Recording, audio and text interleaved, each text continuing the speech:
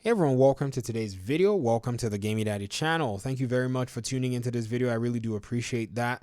It really goes a long way when you click these videos. And so let's jump into the topic at hand today.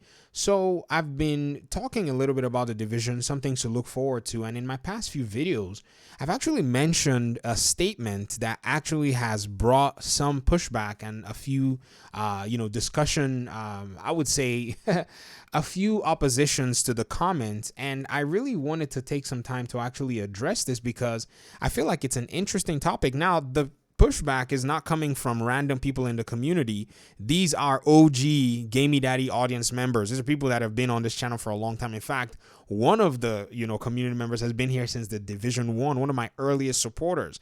So when my early supporters say something, I really take it to heart. It's something that I go back and I kind of chew on and I basically consider, because at this point it feels like we know each other. It's weird. I mean, yeah, we don't really know each other, but it feels like we know each other because you've been there since like the beginning, if you get what I mean, Shannon and James, you get it. So let's jump into the video and let's see if we can hash out why many people in the community feel differently about this particular topic. So I mentioned in my past few videos that I felt that the Division 2 is much more rewarding than the Division 1 currently. Now, I will be the first to tell you that my position basically shifted to this particular place where I am, where I feel the Division 2 right now does a better job when it comes to satisfaction and rewards than the Division 1. Now, in the past, this was not the case. In fact, the Division 2 was not as satisfying as the Division 1. But over time, what happened was the Division 2 in its PvE context actually did change. Now, in terms of PvP, that change did not necessarily come into fruition. But I said this months ago that it seemed likely that PvE was a driving force with the Division 2 and PvP was not necessarily kind of a big, huge emphasis for the development team.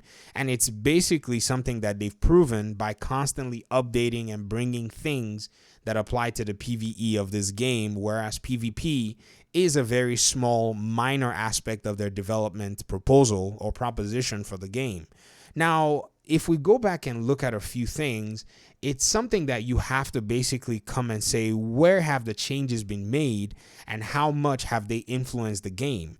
And if you think about it that way, you're able to pinpoint areas where the mechanism of enjoyment and satisfaction in Division 2 seems to have grown in a much slower progression than anticipated by players. And some of the mechanisms in the Division 2 that, were missing at first when the game started, in a sense, because we were expecting some Division 1 mechanisms, have somehow crept into the game very quietly and in some cases under the radar, that because it wasn't there at the forefront, it felt like when we were playing the game without those mechanisms, there felt like there was no reason to be playing at all. But now the game has them and it's easy to miss and take them for granted.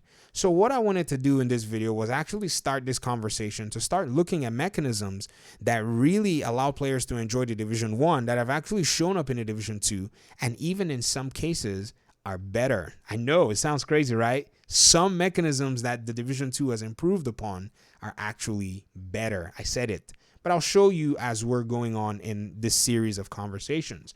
So while reading the comments from these two gentlemen and even from some other folk in the community that's been talking about kind of the state of the Division 2 compared to the Division 1, I've seen some really valid proposition. There are some things in the Division 2 that were brought from Division 1 that are still right now very poor. Example, in fact, the main culprit right now is the optimization station.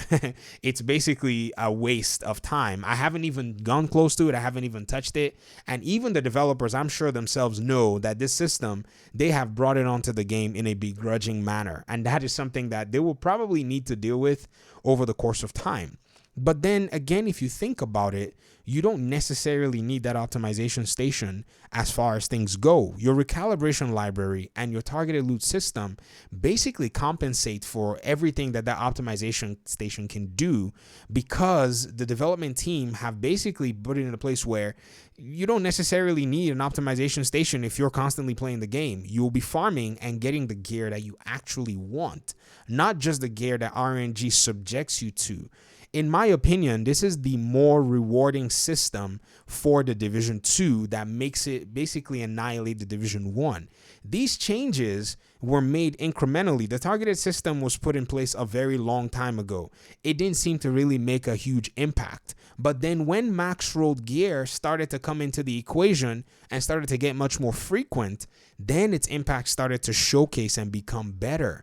In fact, if we even also think about loot volume, which is a very huge factor in getting RNG to work in your favor, I think we already had loot volume sources which were then tuned up a little bit. Let me give a little explanation on this. So if you open the Division 2's map and try to figure out where you can get loot from, it's basically everywhere. Loot is ubiquitous all through the game. You can go to a control point, territory control, agent, rescue, hostage thingy. You can go to the propaganda missions. You can do all kinds of activities in order for you to be able to get loot and gear. And you can get them in high quantities. And regardless of your difficulty level, you can get some really good stuff. Basically heroic, getting you the best possible chances of getting those loot drops. Add that with the targeted loot system, and also add that to other systems within the game, like the possibility of getting max rolled gear. I think right now your reward system is actually much better than you had in the Division 1. If we go to the Division 1 and we look at, first of all, these same parameters, example being source of loot, where in the Division 1 can you really farm a whole bunch of loot, at that pace in the game? I don't think there's anywhere. If you say perhaps the Dark Zone, well, that's still subject to RNG. It is not in any way targeted.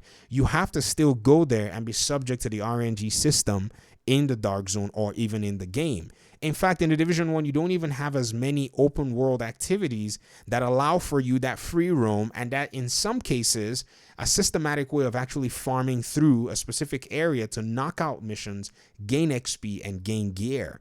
I think when you start to add these things up, they start making sense in the grand scheme of things. Now, another, I would say another concern that was actually placed my way that I feel like, we need to take a very deep look into was basically the locking of gear, the locking of weapons behind specific missions.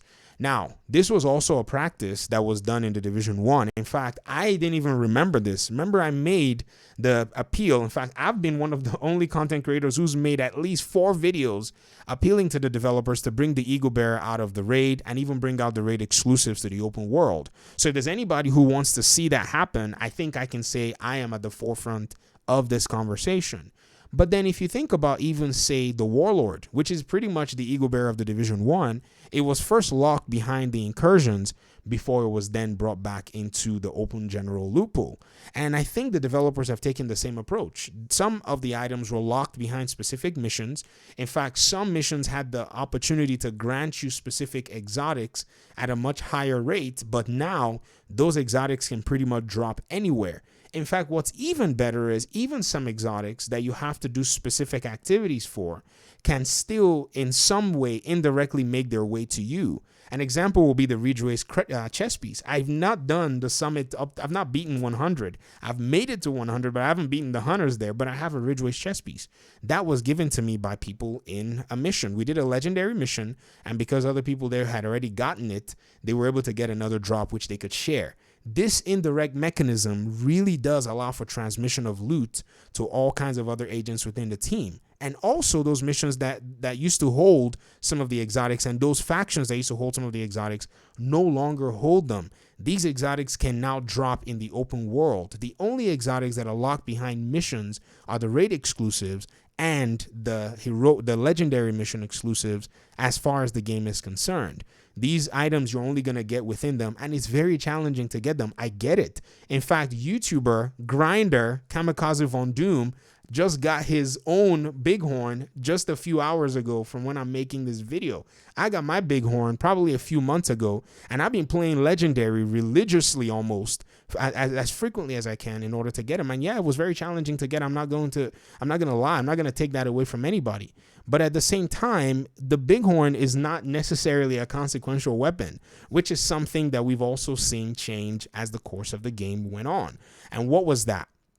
The development team saw how much of a contention a very strong exclusive weapon brought within the community. The Eagle Bearer used to be basically the best weapon in the game. It was RNG based. Even when you got a raid team, it didn't mean you were going to get it. I did 17 raids before somebody gave me an Eagle Bearer. I don't even think if I did a raid today, I'll get one. My RNG is just that bad.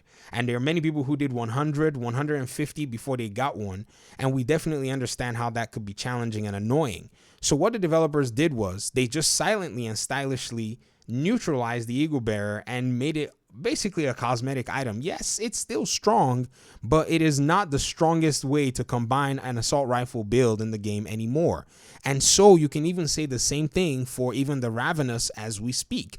Right now, you can go on YouTube and search Ravenous build, and you can count on one hand how many major Ravenous builds are out there. If you really want to do a rifle build, you can do a better job using other rifles within the game. So what the developers have stylishly done is they've made it in a place where you can actually do without these weapons, and it doesn't necessarily become much of a game changer in missions and in other things. You can go at the game in any way you want to go, and when you decide to go get these exotic weapons that are locked behind some mission or some raid or whatever, then it's just for cosmetic reasons mainly, or just for saying I have it and I'm going to put it at as a trophy on my wall in the base of operations.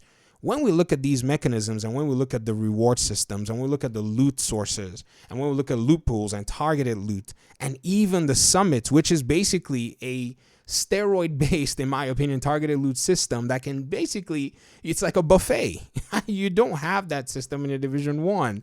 And I think we're judging the Division 2 on the Division 2 that launched and not the Division 2 that's here.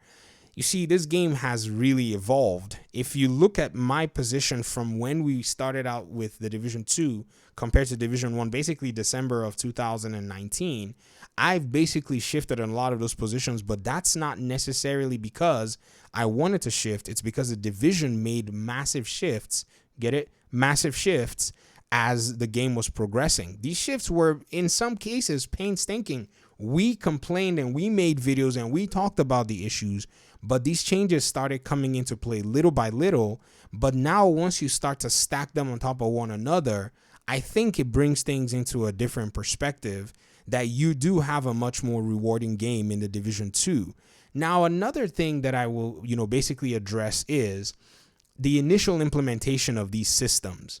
I think the initial implementation of these systems were actually put in place to allow for players to grind, a carrot on a stick mechanism. This is the most frustrating aspect of the Division 2, because not only is the Division 2 kind of a continuation of Division 1, Division 2 seems to have a lot more to offer, but using that system did not necessarily work. What should have been used was a steady drop of content as time went on that continued to be able to, have the community get happy, and also doing overhauls and reworks of the systems within the game that also brought things into, a better perspective as you were dropping content. Because I remember just the past few months, they did a lot of gear overhaul, but no content to play, with all the gear overhauls and with the targeted loot and all that stuff. And I think these were the missing aspects of the game. But if you even still go back and think about it, the Division 2 has over 20 something missions, main missions, that you can still play within the game compared to the Division 1, which has about 16. The Division 1 has 4 incursions, yes, but the Division 2, if you look at all of it, even with the different modes that you can play, including legendary and stuff, it really does add different layers to all of what is, what the game has to offer. And I still believe that the developers owe us some content. I remember after they brought out the legendary content at the Warlords of New York reveal, they alluded to the possibility of getting more legendary missions into the game, but so far so good, that has not been realized. And I think this is what's really missing in the entire equation. So when it comes down to the reward system based on loot, I think the Division 2 does a better job hands down. I'm going to continue this video talking about systems, talking about skills, talking about other things in order to kind of juxtapose and see if the Division 1 is still a better game in those aspects. But this conversation has already stretched longer than I was intending it to, so I'll stop the video here. In the comment section, I want to hear your thoughts. Now, I know if there's anything I haven't discussed in this video, I will try to touch on it in another video coming down the line. So thank you for your time and audience. Let's get this conversation started. If all we're going to be arguing about is Division 1 and Division 2, I'm fine. it's still the Division franchise, and I'm really excited to engage in the conversation with you guys. You guys basically understand that, you know, I'm basically down for having these conversations, and it really does help me to gain new perspectives, helps me to look into things from a different angle, and most importantly, helps me to grow. So again, hit up the comment section. Let's chat. Talk to y'all later. Peace.